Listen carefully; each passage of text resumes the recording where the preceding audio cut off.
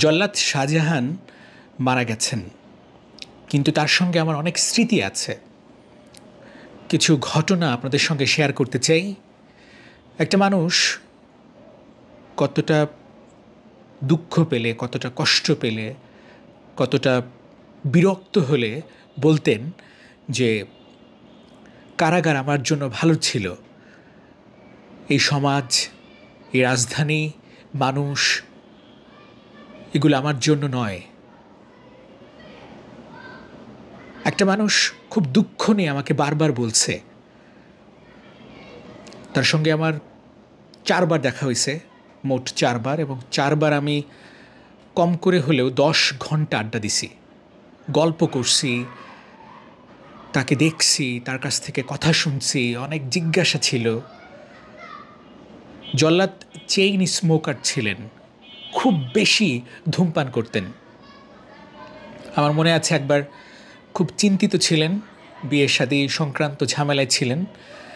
তিনি 1 ঘন্টায় 5 থেকে 6টা সিগারেট খাইছে। 1 ঘন্টায় 5 থেকে 6টা সিগারেট, কথা বলতেছে, সিগারেট শেষ, আরেকটা সিগারেট ধরাচ্ছেন। খুবই দুশ্চিন্তায় তিনি ভুগতেন। কি বলবো আমি এটাকে জানি না, তবে খুবই চিন্তা করতেন কি করবেন তিনি। একেবারে কেউ ছিল না যে মানুষটার, এই মানুষটার কিন্তু কেউ ছিল না, নিঃসঙ্গ জীবনযাপন করতেন। এবং ঢাকায় থাকা মানুষটা হঠাৎ হেমায়েতপুর সাভারে যান, শেষ 10 দিন ওখানেই ছিলেন, একেবারে একাকী জীবনযাপন করতেন। তার বোন, বড় বোন ফিরোজা বেগম, তার বয়স হয়েছে।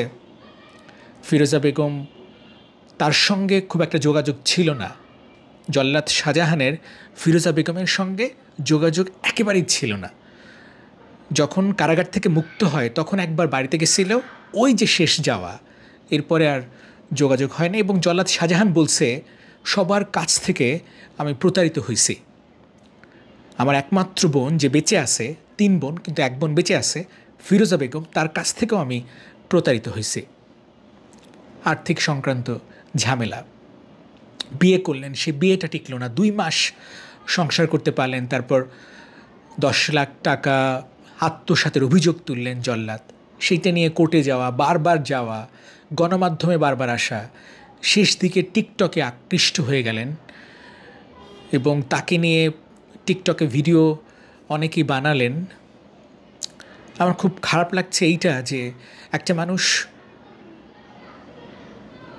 সব কিছুর ঊর্ধ্বে সব কিছু ভেবে চিনতে বলছিল, কারাগারে আমি খুব ভালো ছিলাম। আমি বললাম, কেন আপনি কারাগারে ভালো ছিলেন? বলছিল, কারাগারে সব ছিল। সব কি? সব ভালো খাবার পেতেন, মূল্যায়ন পেতেন, পত্রিকা পড়তেন, টেলিভিশন দেখতেন, কারণ তিনি মেইন জল্লাদ ছিলেন। এবং যেহেতু 40 বছরের মতো কারাগারে থেকেছেন, এই জন্যই কিছুটা সামাজিকতা বুঝতেন না, মানুষের সাথে চলাফেরাটাতে অনেক ঝামেলা ছিল, বুঝতে পারতেন না। যাই হোক, আল্লাহ তাকে নিয়ে গেছে। এবং 3টি বিষয় আপনাদেরকে জানাই। জল্লাদ খুবই তীক্ষ্ণ, মেধাবী ছিলেন, ভীষণ মেধাবী, তার কথাবার্তা অসাধারণ, বাগ্মী, মানে বক্তৃতা যারা ভালো দিতে পারেন সেরকম একজন ব্যক্তি ছিলেন।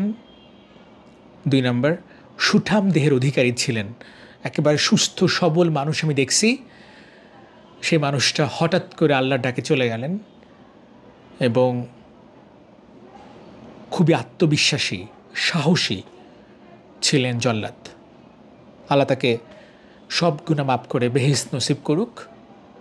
তার সঙ্গে আমার অনেক সুন্দর স্মৃতি ছিল। সবাই তার জন্য দোয়া করবেন। ধন্যবাদ সবাইকে।